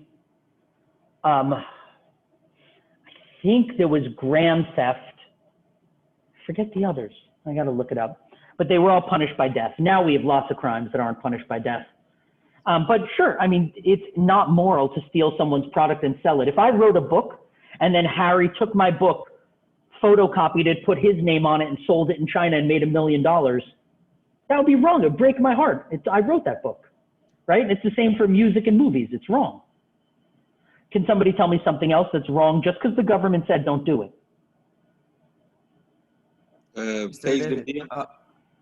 For the DVDs, no. So for the movie, I think there is like copyright or trademark for that. So someone can Yeah, well, steal that's, it. well, There I is mean, like an agreement between the people steal things all the time. If you don't pay taxes, because the government say we have to pay taxes. Okay, But that's I a mean, good if question. Wait, let's stick with they taxes for can a sue, second. they can Min, sue. they can sue. Good luck. Good luck if you are Warner Brothers suing some guy in Anhui province who lives in a garage copying your movies. Good luck. What are you going to sue him for? His rights? What are you going to get from this? You know, you're never going to win these cases, not in reality. It's just not even worth your time, but you're losing, you know, if you put all these people together, you're losing millions of dollars. Let's stick with taxes though. Carlotta, is it morally wrong to not pay taxes? Or is taxes just something the government tells us to pay?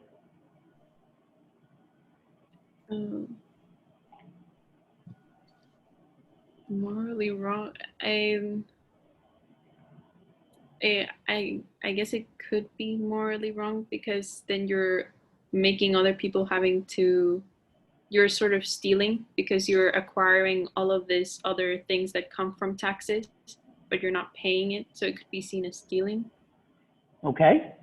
Can anybody argue that taxes are malum prohibitum?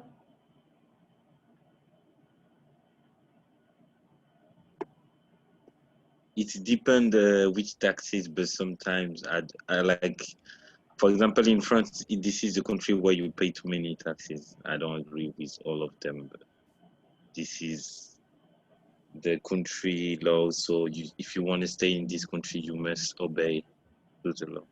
Well, that's pretty much every country, but yeah, sure. Look, taxes are problematic because most bureaucracies are top heavy. The taxes go to pay a lot of bureaucrats' salaries or to pay for things that we don't agree with. But at the same point, that's a problem with the way taxes are being enforced. And it's true in America too. When I was a lawyer, my taxes were 45%. And that includes nothing. We don't get health care in America. You don't get anything.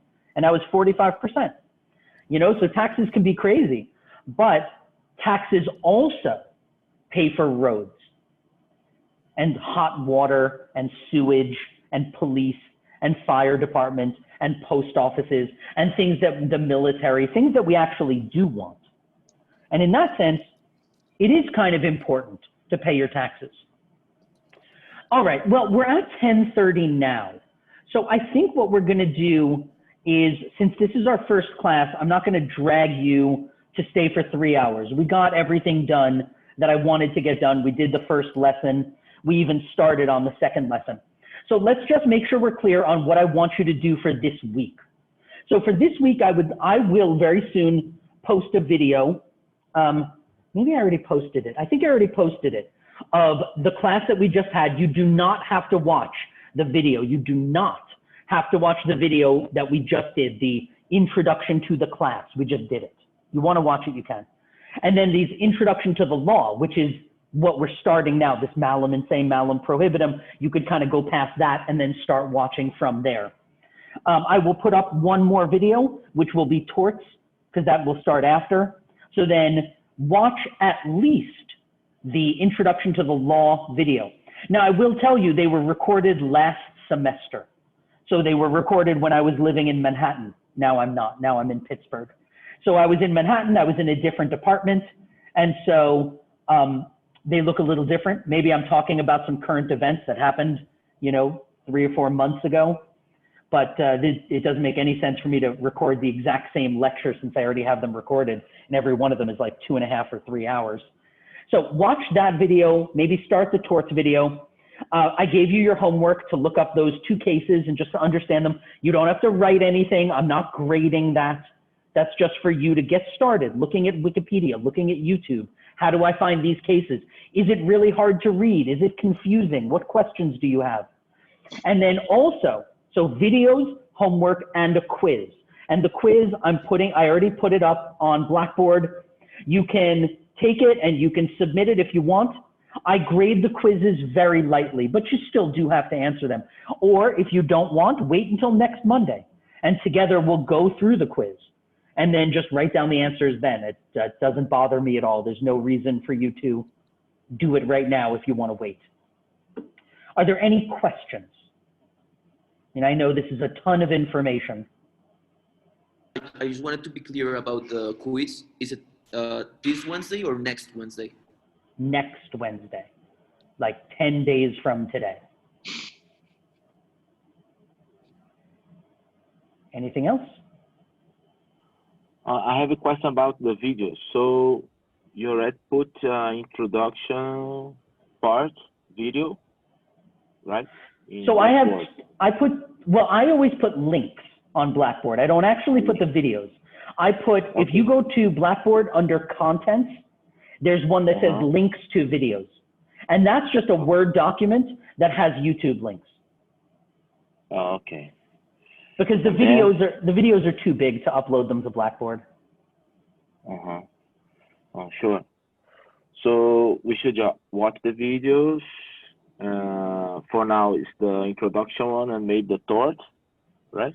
Introduction to the law and torts. You do not have to watch introduction to the class. We just did that. Oh, okay.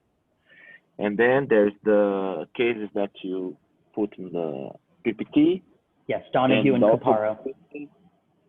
Are also in the Blackboard, isn't it? The homework, yes, is also on Blackboard. Okay. Now, the other thing I put on Blackboard when I put your homework, there's also a chapter in the book. I am not requiring you to read this, but it's there. You know, if you guys are interested in this or you don't understand this, use the book as a reference guide. Use it if you really don't get this. You know, don't come to me first and say, David, what does consideration mean? Because I'm going to say to you, did you look at the textbook? You know, where did you look first? And if you say nowhere, I'm just going to tell you, go look at that and then ask me.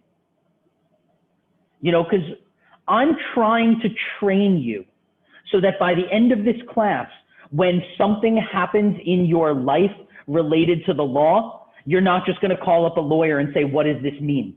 You're going to know how to start finding this word, where to look for it, how to read a court case or two, how to understand this, how to write a letter.